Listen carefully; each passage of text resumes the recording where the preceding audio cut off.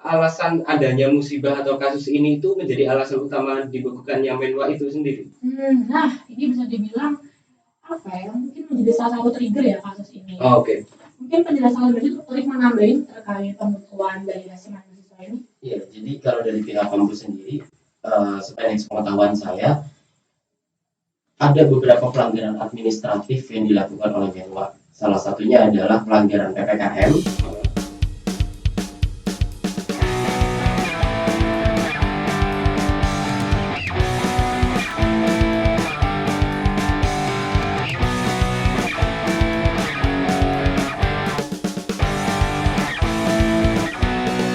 Assalamualaikum warahmatullahi wabarakatuh.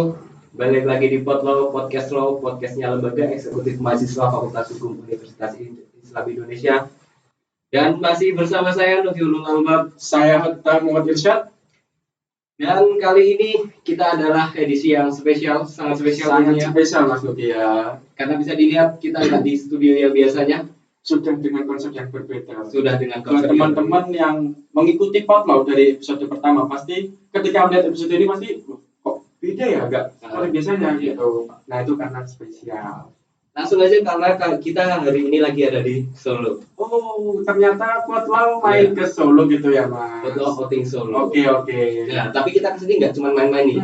Kita bakal lebih ke diskusi. Kita akan menggali sebuah informasi yang akhir-akhir ini cukup viral dan memang harus di follow up untuk kelanjutannya.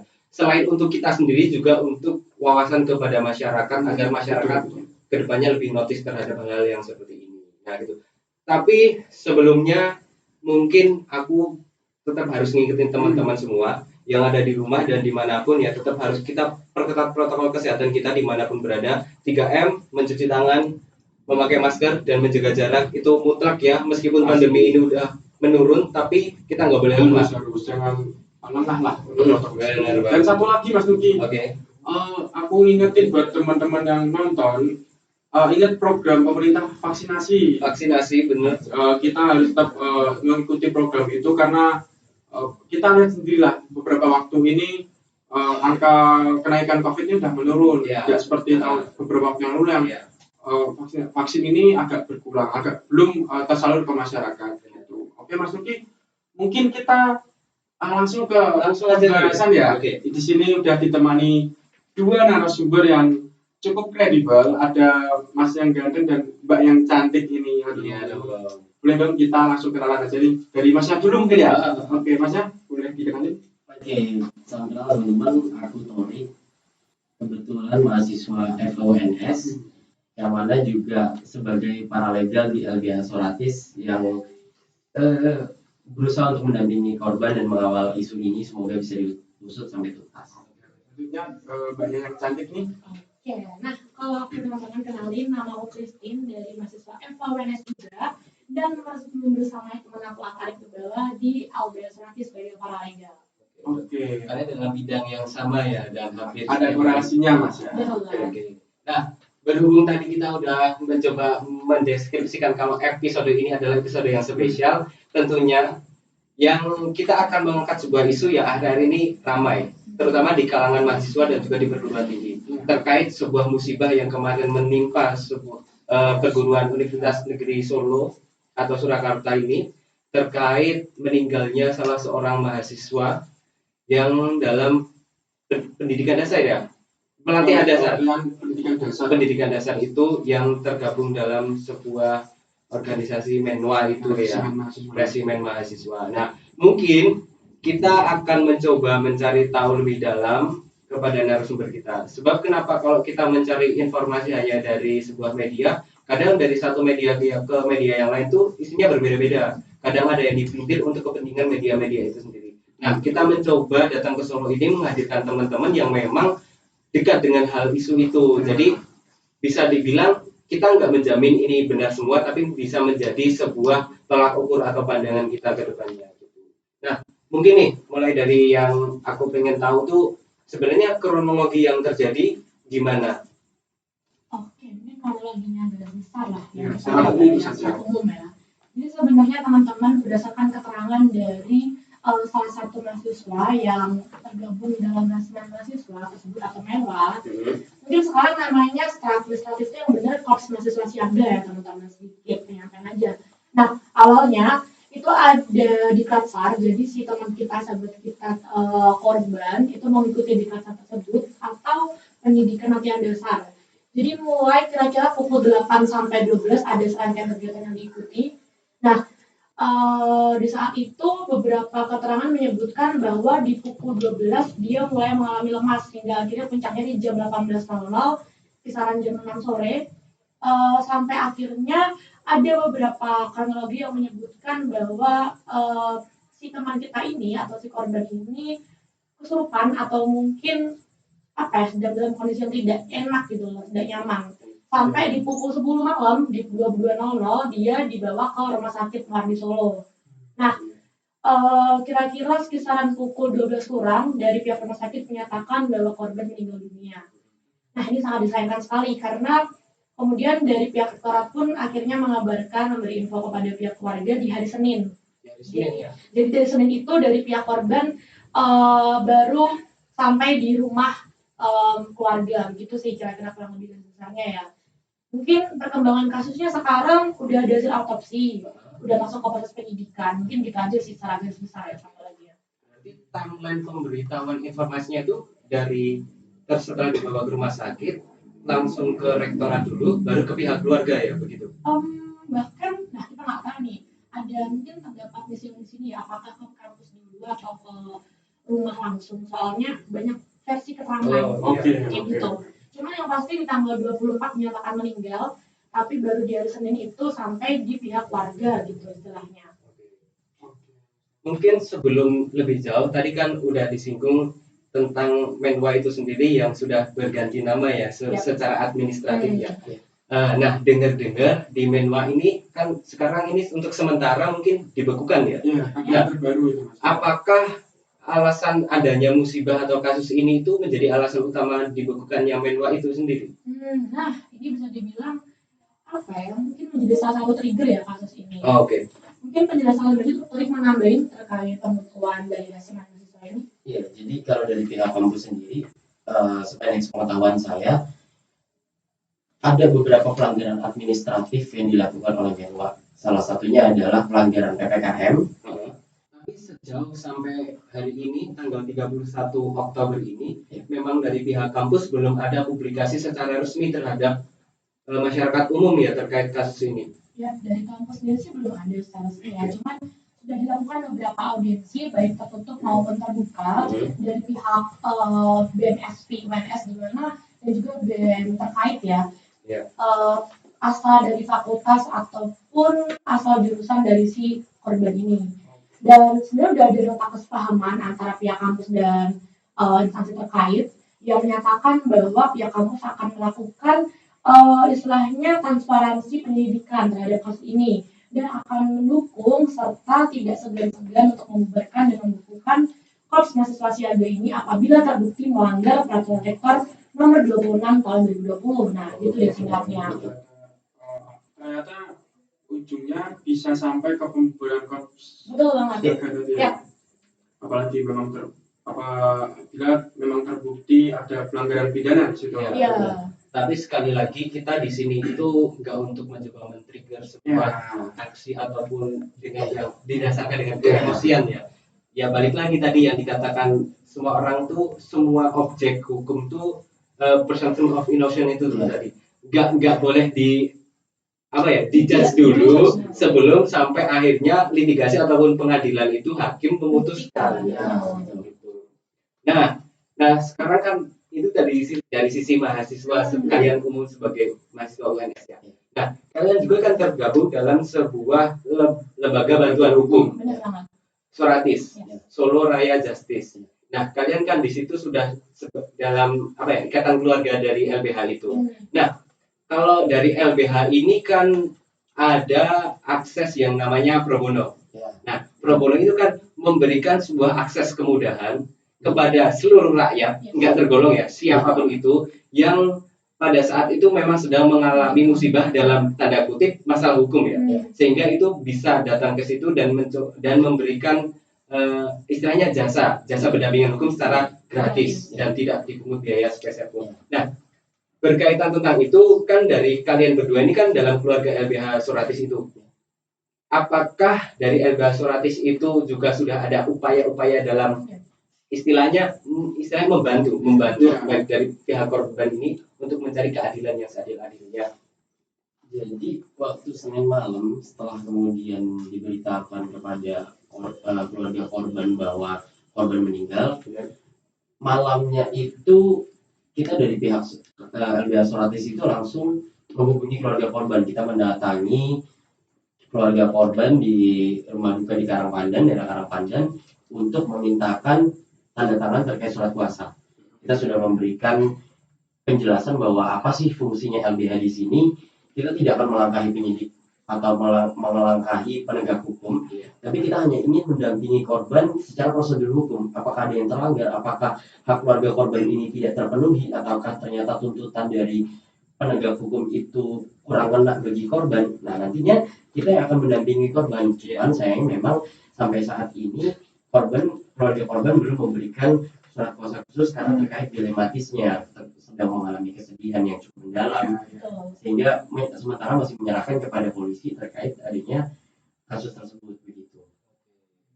Mungkin ini Mas Budi, kita coba melangkah agak ke sisi lain dulu.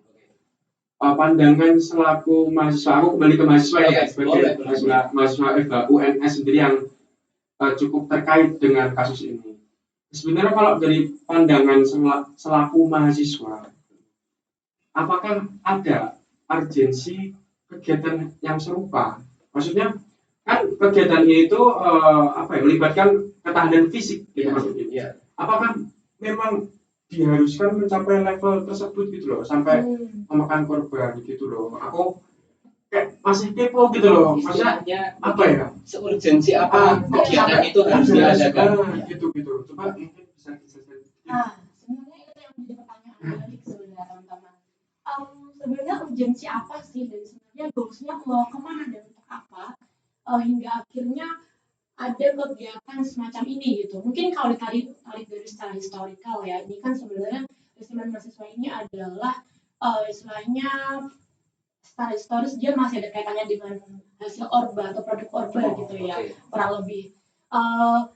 Jadi sebenarnya gini, kalau bisa dibilang, jadi kegiatan ini tuh kalau seurgensi yang kita tahu nih, berdalih untuk pembentukan mental seperti itu ya.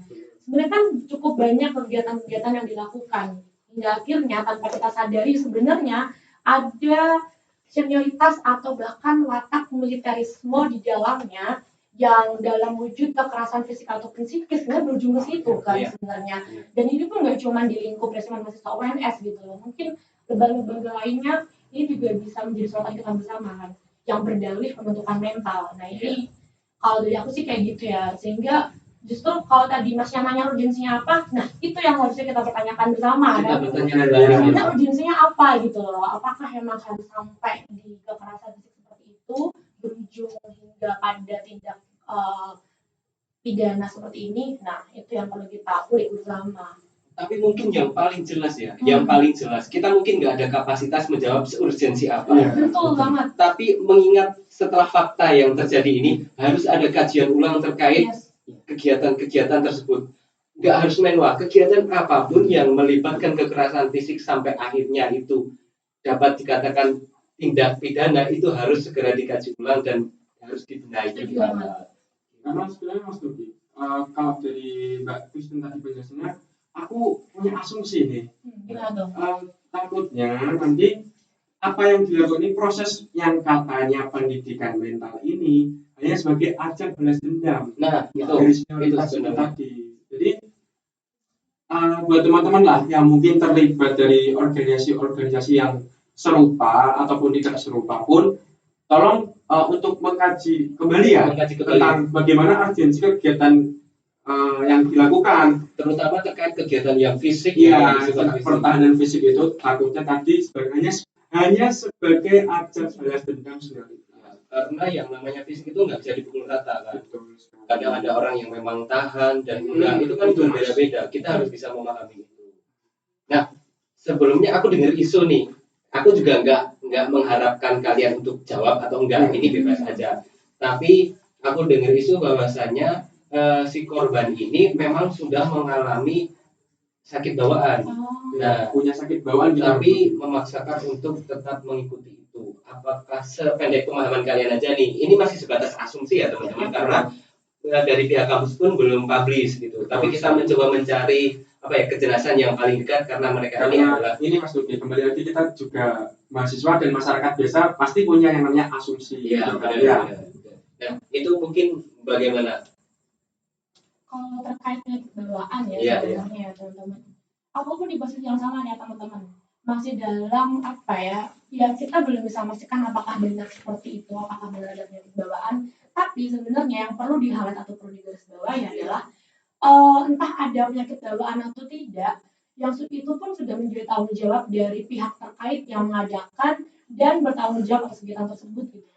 Ketika dia punya penyakit bawaan, pasti kan biasanya kalau teman-teman tahu nih, biasanya ada form biasanya ada kondisi terkait keterangan. Apakah si mahasiswa ini dapat memenuhi kegiatan tersebut atau enggak kan? Nah, jadi mau gimana pun tetap menjadi tanggung jawab dari pihak terkait apakah penyakit bawaan atau tidak gitu kan. Dia juga karena instansi terkait bertanggung jawab atas keselamatan setiap peserta yang mengikuti kegiatan tersebut gitu. Itu memang harus menjadi makanya tadi kembali pengkajian terkait kegiatan-kegiatan yang bersifat fisik ini harus lebih diperketat lagi di seleksi lagi. Nah, mungkin kalau dari sekarang ke LBH-nya ini aku balik terkait surat kuasa yang tadi sudah dicoba untuk diajukan kepada pihak keluarga, apakah tadi kalau salah belum bisa ditandatangani? Nah, kalau dari pihak kalian sendiri, dari sisi sudut pandang LBH-nya sendiri, apa sih yang membuat pihak keluarga korban ini masih istilahnya belum yakin untuk bisa menandatangani surat kuasa itu? Kalau misalkan dari keterangan keluarga korban ya kepada kami bahwa karena mereka masih merasakan kesedihan, jadi masih dilematis. Mereka merasa takutnya mereka terbawa emosi dalam menandatangani itu. Sedangkan dalam penegakan kasus atau penegakan hukum tentunya kita harus menyingkirkan emosi atau tingkat subjektivitas kita kan kepada apa yang menjadi objektif, apa yang nyata. Itu pertama. Kedua, kita pun dari LBH Suratis tidak henti-hentinya untuk kemudian bukan mendorong meminta korban menanyakan kembali apakah dari keluarga korban kemudian sudah berubah pikiran untuk kemudian menandatangani agar kita bisa dampingi terkait penegakan hukumnya gitu. Jadi tetap didampingi lah ya. Bisa mungkin kita mencari keadilan. Iya. Karena salah satu fungsi LBH yaitu menjadi pendamping terhadap orang-orang yang memang membutuhkan itu. Nah, terkait sebuah pendampingan dalam LBH ini kan biasanya orang itu merasa takut kalau berhadapan dengan hukum. Bahkan ada yang punya stereotip negatif nih. Sedangkan dari sisi kita LBH itu kita mau membantu. Kita itu ada di pihak kalian, mengamankan hak-hak kalian yang memang seharusnya diberikan. Tapi terkadang kan ada stereotip bahwasanya nanti keluar uang, nanti ribet, kita nggak tahu mekanisme dan lain sebagainya gitu. Nah, kalau dari sudut pandang kalian tuh terhadap stereotip yang seperti itu tuh gimana seharusnya? Kalau dari aku, sependek pengetahuanku dan sependek pengamatanku bahwa bukan cuma masalah biaya ya. Kenapa korban kemudian jarang ada yang mau atau sedikit yang langsung lapor kepada LBH untuk didampingi secara haknya. Nah, cuman juga ada bahwa ini kebanyakan dari korban itu merasa pressure, merasa tertekan. Soalnya kalau misalkan kita bicara berhadapan dengan hukum, kebanyakan langsung korban, tersangka, terdakwa seperti itu loh. Jadi orang tuh langsung takut duluan pas kena hukum. Wah, aku takutnya kena pidana nih. Wah, aku takutnya kena tuntutan ini loh. Aku takut banget loh berhadapan dengan hakim. Aku takut berhadapan dengan pengadilan. Aku takut kena polisi gitu. Akhirnya dari situ korban ngerasa secara psikologis merasa agak bimbang gitu. Aku harusnya gimana sih? Mereka nggak tahu. Makanya hadirnya kita sebagai masyarakat sebagai orang hukum ya harusnya bisa memberikan keadilan kepada masyarakat bahwa pendampingan hukum itu penting loh dan memberikan kepada masyarakat bahwa hukum itu wajib diketahui oleh banyak pihak, harus dipahami sehingga nantinya mereka pun juga tidak disalahi secara prosedural apabila mereka jadi korban ataupun jadi terlapor gitu. Oke Mas Tuti, jadi buat teman-teman pemirsa Potluck ini kita agak menambah wawasan dan pengetahuan ya bahwa LBH itu tidak seperti stigma kalian gitu loh. Jadi di sini kehadiran LBH itu membantu kalian yang mungkin bermasalah ada mengalami permasalahan di bidang hukum khususnya. Jadi ayolah kita buat stigma yang baru yang lebih baik tentang hukum ataupun ya lembaga bantuan hukum ini gitu Mas. Karena begini, dalam kehidupan itu kita nggak bisa yang dinamakan dipisahkan dari hukum. Iya, dengan betul itu sekali. selalu berdampingan. Iya. Dan kadang kalau orang tidak mau mengerti tentang bagaimana mekanisme hukum, itu malah sekarang menjadi mispersepsi ya, dalam artian hukum itu jahat dan lain sebagainya. Padahal sebaliknya ya. Jadi saran aja buat siapapun masyarakat umum, kalian dari golongan manapun, jika bila mana kalian memang terkendala terhadap suatu masalah yang berkaitan dengan hukum, nggak usah sungkan untuk datang ke LBH, karena itu adalah bantuan pertama paling dekat dari kalian. Dan ingat, di LBH itu ada yang namanya akses pro bono itu, yang tidak di minta pungut biaya sepeser pun gitu. Yang penting komunikasi dulu lah, kita datang, kita jelaskan, diskusi dulu, konsultasi baiknya bagaimana gitu. Jangan datang dengan perasaan emosional bahwa udah nyiapin uang. Kadang kan ada yang gitu Mas Nugi, datang ke LBH udah nyiapin uang banyak, padahal kasus tersebut itu sebenarnya bisa tanpa uang sepeser pun. Oke. Ya, karena itu salah satu bentuk pengabdian. Iya. Nah, mungkin dari perbincangan itu aku pengen flashback lagi, balik lagi ke terkait kasus yang itu.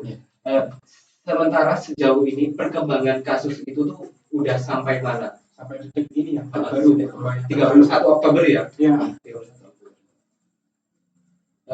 Kalau dari mungkin nanti bisa ditambahin sama ini.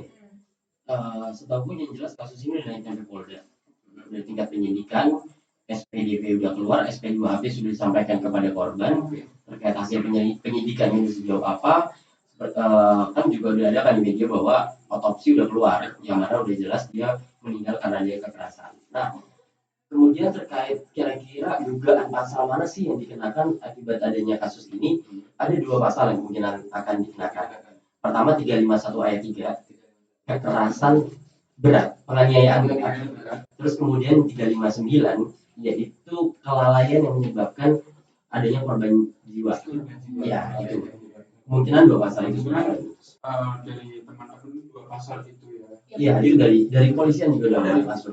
Dari Polda Jateng udah bahkan memang ada diduga, emang ada pukulan di bagian kepala gitu kan, detailnya kayak gitu. Yang dari hasil autopsi tadi ya. Benar banget, dari Polda Jateng menyatakan kayak gitu. Karena pun memang kalau dilihat unsur-unsurnya yang paling mendekati pasal itu tentang Kekerasan tadi ya. Mungkin Mbak Krisna ada tambahan lagi tentang perkembangan ini? Mungkin tadi sudah dijelaskan terkait beberapa panggilan saksi tadi. Oh iya, terkait saksi juga udah dipanggil sebanyak 18 saksi. Ada, kalau tidak salah ada 9 peserta, 8 panitia dan 1 dari dosen. Jadi kampus sudah disertakan di dosen. Jadi bilang udah ini udah masuk kasus nasional ya. Iya, karena nasional banget. Panas ini sih kalau aku buka sosmed Twitter itu memang udah trending Mas. Trending nomor 1 loh. Ini jadi soal kita bersama. Iya, memang harus kita perhatikan. Nah, ini kita sebagai mahasiswa ini kan apa ya? Bukan berarti mau menghilangkan esensi dari mahasiswa itu sendiri. Bukan berarti kita tidak boleh berkegiatan ya.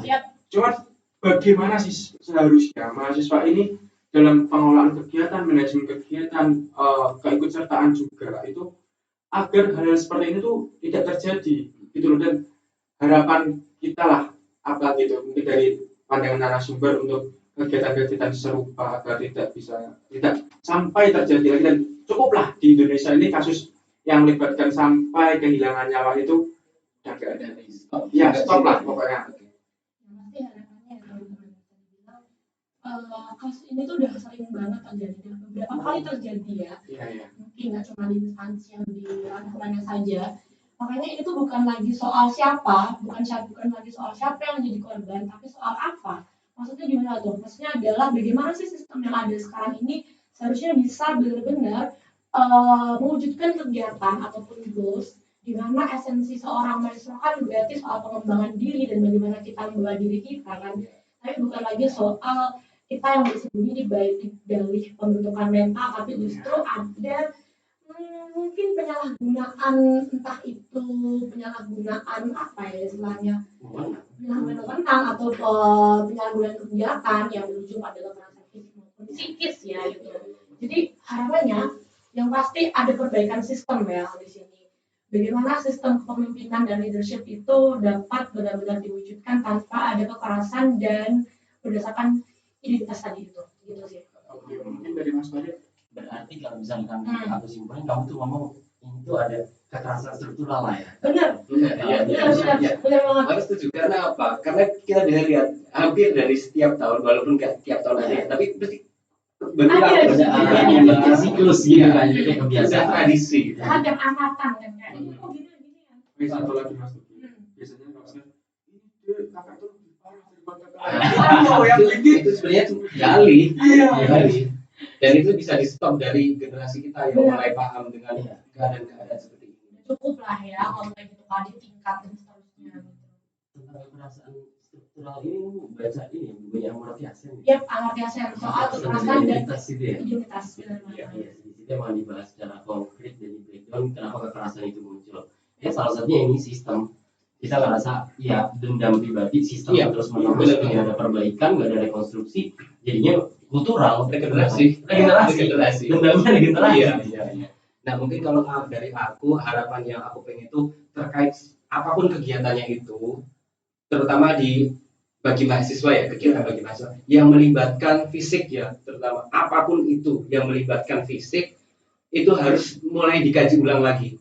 Pihak kampus harus istilahnya gercep, harus mampu melihat celah-celah mana yang biasanya digunakan untuk berkedok pembentukan mental itu harus dikaji lagi, karena ya kembali lagi fisik itu nggak bisa disamaratakan, semua orang ada yang mampu ada yang enggak, dan yang berkaitan tentunya dengan fisik karena riskan sekali ya, itu harus benar-benar dikaji lagi dari pihak kampus. Dan tambahan dikit kali ya, kita sebagai mahasiswa tuh harus aware gitu loh, bahwa kita harus memutus rantai senioritas dan militerisme ini gitu, yang nggak relevan lagi dengan masa saat ini. Gitu sih. Yang mungkin dari korban sendiri mungkin yang pernah merasakan kekerasan itu harus berani speak up. Benar. Ya, itulah fungsinya ambil. Iya. Jangan ragu cerita dan ngomong apa yang sudah dialami gitu. Karena terkadang ini yang sering terjadi, korban itu merasa takut dari stigma teman-temannya, cepu nih. Itu benar. Tapi kadang ada senior yang awas ya kalau kamu bilang ke siapa. Ada ancaman. Iya, ancaman tekanan dari pihak senior itu sendiri ya. Nah, di situ fungsinya LBH di sini adalah mendampingi setiap orang yang butuh pelindungan hukum. Entah korban, entah saksi kan dia berarti. Nah itu di situ LBH hadir. Nggak usah takut lagi terhadap ancaman-ancaman yang sebenarnya nggak logis. Betul. Ini nanti kakak bakal Sering lagi. Kita harus mampu memberhentikan itu untuk kemanfaatan yang lebih besar lagi. Nah, mungkin disclaimer nih buat teman-teman yang kali ini menonton maupun mendengarkan, kalian harus mendengarkan dari awal sampai akhir. Karena apa? Kalau kalian mendengarkan sepotong-potong ini bisa menjadi salah persepsi, salah tangkap, dan kita nggak mau itu terjadi. Jangan sampai setelah kalian lihat ini ada pandangan lain dan itu malah membuat berita-berita yang hoax gitu loh Mas, yang berita-berita yang salah gitu loh. Makanya teman-teman kalau bisa nontonlah dari awal sampai akhir ini. Dan sebenarnya tujuan kita mengangkat sebuah isu ini agar sebenarnya menjadi pembelajaran untuk kita bersama. Betul Mas Nuki. Baik dalam kasus ini maupun kasus-kasus yang lain, agar korban itu mau aware terhadap keadilannya dia, hak yang harusnya dia peroleh. Ya salah satunya itu tadi melewati LBH terdekat kalian, itu bisa kalian kunjungi. Kita nggak ada niatan untuk memprovokasi agar lebih panas ataupun bagaimana, enggak, kita tetap menghormati satu sama lain, karena yaitu sebelum hakim memutuskan putusannya semua masih belum ada yang dinamakan bersalah. Sebelum itu Mas Nuki, mungkin aku ingin menyampaikan mewakili teman-teman Potlau dan narasumber turut berduka cita dengan keluarga atas meninggalnya sahabat saudara kita, rekan mahasiswa dari UNS itu sendiri. Ya semoga ditempatkan di tempat yang sebaik-baiknya dan amanahnya diterima. Dan semoga kasus ini segera terselesaikan dengan baik oleh jalur hukum yang seadil-adilnya. Itu Mas Nuki. Dan aku juga nitip pesan ini sebagai kita dalam bidang yang sama.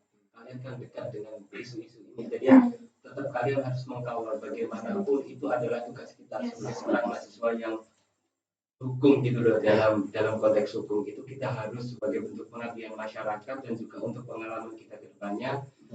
Yuk kita sama-sama untuk di follow up terus untuk kalian yang lebih secara tempat ya kayak lebih mudah.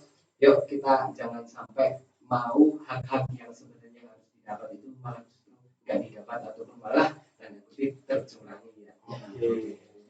Nah mungkin itulah obrolan yang bisa kami sampaikan. Kembali lagi ya teman-teman, ini dari pihak kampus belum mengadakan publikasi. Jadi apapun yang di sini ini masih bisa benar atau bisa salah. Tapi kenapa kita membicarakan ini? Ya kita menghadirkan narasumber yang paling terdekat gitu. Kembali lagi kalau kita cuman baca di media, ya media itu seperti itu, ada baiknya tapi juga ada buruknya dan juga mesti ada kepentingannya sendiri. Nah, kita menghadirkan mereka karena mereka adalah bagian dari keluarga itu sendiri. Nah, mungkin cukup itu yang bisa kita sampaikan. Kalau ada salah kata, salah ucap apapun, salah informasi yang kita sampaikan, kami mohon maaf sebesar-besarnya dan kita garis bawahi kembali dengan diadakannya konten ini bukan kita mau memprovokasi, memperparah suasana, tapi justru kita mau mengangkat, yuk kalian juga dimanapun kalian yang memang mengalami kasus serupa, speak up agar kasus-kasus seperti ini tuh selesai sampai di sini dan tidak menjadi tradisi yang terus berulang-ulang. Nah, mungkin itu aja yang dapat kami sampaikan. Saya Nuki Ulul Albab, Saya Nata Mutisat. Kami pamit undur diri, sampai jumpa di episode selanjutnya. Terima kasih. Assalamualaikum warahmatullahi wabarakatuh.